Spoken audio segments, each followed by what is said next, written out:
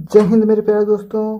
Rohit lecture में आज की वीडियो में बहुत इंपॉर्टेंट होने वाली है। आज की वीडियो में जो है यूरोप राष्ट्रवाद का उदय हम लोग इस वीडियो में पढ़ने वाले हैं, तो वीडियो को अंत तक जरूर देखना। अगर अच्छी लगी तो वीडियो को लाइक एवं सब्सक्राइब भी कर लेना।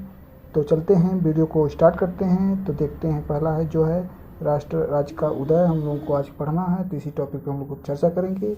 तो देखते हैं जो है हमारा वीडियो, जो हमारा टॉपिक है राष्ट्र राज्य का उदय। इसके पहले जानने से पहले इसको हम देख लेते हैं कि 19वीं शताब्दी के दौरान राष्ट्र राज्य की शक्ति के पूर्व उभरा, जिसमें यूरोप और बहुराष्ट्रीय वंश सम्राटों का भी जगह देश राज का उदय नेतृत्व किया। फ्रांसीसी क्रांति, यानी जो फ्रांसीसी क्रांति हमारी थी 1889 से लेकर आधुनिक राज्य के लिए मार्ग प्रशस्त किया। ठीक है, अब देखते हैं हम लोग जो है, देखिए राष्ट्र राज्य का उदय जो, इसके बारे में जानते हैं कि कहाँ से इसका उदय होता है, कैसे किस तरह होता है, तो इसको पहले जान लेते हैं।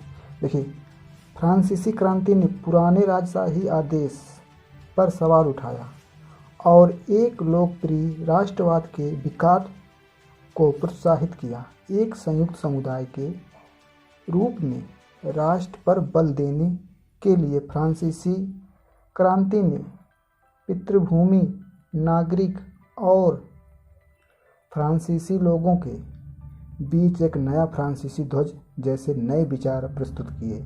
यानी फ्रांसीसी लोग जो है एक नया फ्रांसीसी ध्वज जैसे विचार प्रस्तुत किए।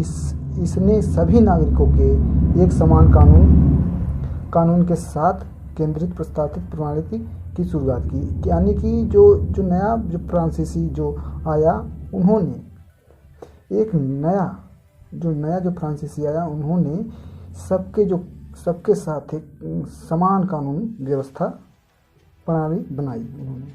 तो क्षेत्रीय बोलियों को निराश किया, और जो क्षेत्रीय बोलियाँ थी, जो वहाँ की लोकल बोलियाँ थी, उनको निराश किया इन्होंने।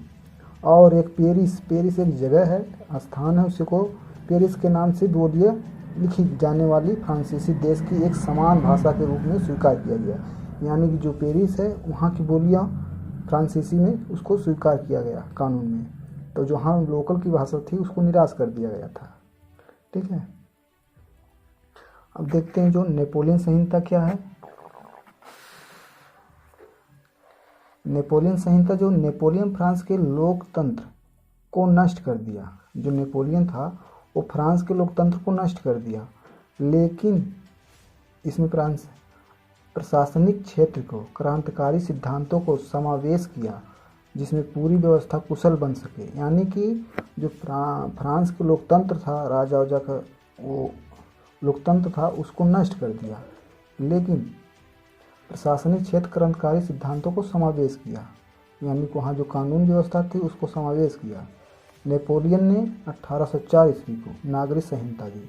यानी नेपोलियन जो था वो 1804 को नागरिक संहिता दी। इसे नेपोलियन संहिता भी कहा जाता है। ठीक है, इसे जो है नेपोलियन संहिता कहा जाता है। इसको जो है आप नेपोलियन संहिता बोल देते हैं। ठीक है, जन्म नाम से जाना जाता है। ठीक है, इनके जन्म आधारित विशेषाधिकार समाप्त कर दिया। जो जन्म पर आधारित विशेष अधिकार था उसको समाप्त कर दिया। साथ ही कानून के समक्ष समानता की स्थापना की, और जो साथ में था उसको कानून की एक समानता की, जो उसमें सभी लोग को समान स्थापना की। और संपत्ति प्रशासनिक प्रभागों को अधिकार सुरक्षित कर दिया। सामंती प्रणाली समाप्त कर दिया, जो वहाँ के राजा जो थे उसको समाप्त कर दिया। और किसानों द्वारा दिए जाने वाले भूमि दासत्व और जागीरदार शुल्कों को समाप्त कर दिया। यानी कि जो किसान द्वारा दिए जाते थे उसको शुल्क उसको समाप्त कर दिया गया। और जो राजगिरदारी शुल्कों को समाप्त कर, यानी कि जो राजगिर थे, जो टैक्स वगैरह देते थे, उसको भी समाप्त कर दिया गया। शहरी क्षेत्र में भी कारीगरों के श्रेणी संघों नियंत्रण को हटा दिया गया। यानी कि जो क्षेत्रीय के थे, शहरी और क्षेत्रीय में जो कारीगर थे, श्रेणी यानी संघ थे, कैटेगरी थे, वो सबको हटा दिया गया, एक समान सबको बना दिया गया। ठीक है, और परिवहन के संचार प्रणाली को सुधार दिया गया। जो परिवहन थे जो उसको सुधार किया गया। सार्वभौमिक कानूनों की स्थापना की, मतलब सभी कानूनों की स्थापना करी। यूनिवर्सली लॉ स्थापना की गई। मानवीकृत भार और उपायों को समान राष्ट्रीय मुद्रा से समाज को प्रत्येक वर्ग लाभान्वित हुआ। ठीक है, अब देखते हैं हम लोग यूरोप में राष्ट्रवाद का उदय। ठीक है, हम राष्ट्र राज्य का उदय पढ़ लिया। अब देखेंगे हम लोग यूरोप में राष्ट्रवाद का, फिर क्रांतियों का युग, फिर जर्मनी और इटली का निर्माण, फिर राष्ट्रवाद और साम्राज्यवाद का युग पढ़ेंगे। देखिए, यूरोप में राष्ट्रवाद। ठीक है, आज हम लोग इसको टॉपिक कवर करेंगे। जर्मनी, इटली और स्विट्जरलैंड 18वीं शताब्दी में मध्य के राजाशाहियों, डचियों और कैनाटों के विभाजित थे, जिनमें शासकों अपने स्वतंत्र प्रदेश का निर्माण किया। उन्होंने एक सामूहिक पहचान या एक आम संस्कृति साझा नहीं की। यानी कि उन्होंने एक सामूहिक पहचान या एक आम संस्कृति साझा नहीं की। कुछ महत्वपूर्ण कारकों ने यूरोप में राष्ट्रवाद का उदय को जन्म दिया था। यानी कुछ महत्वपूर्ण जो है यानी कि तथ्य थे, उन्होंने यूरोप में राष्ट्रवाद का जन्म दिया था। वो कौन कौन तथ्य हैं देख लेते हैं हम लोग। तो एक तथ्य जो हमारा है, नए मध्य वर्ग का उदय।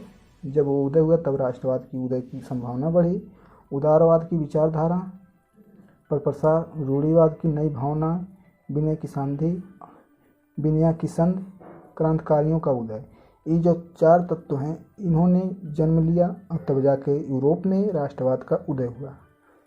ठीक है, अब देखते हैं नए मध्यम वर्ग का उदय। यानी जो नया मध्य था उसको हम देख लेते हैं कौन से नया मध्य वर्ग। तो कुलीन वर्ग और नया मध्य वर्ग। सामाजिक और राजनीतिक रूप में जमीन का मालिक कुलीन वर्ग यूरोपीय महाद्वीप और सबसे प्रभुत्व वर्ग था। यूरोप के पश्चिमी और मध्यम भागों में औद्योगिक इकाइयों का व्यापार, बढ़ोतरी के शहरों में विकास हुआ और वाणिज्य वर्गों का उद्भव हुआ, जिनका अस्तित्व बाजार के लिए उत्पादन पर आधारित था।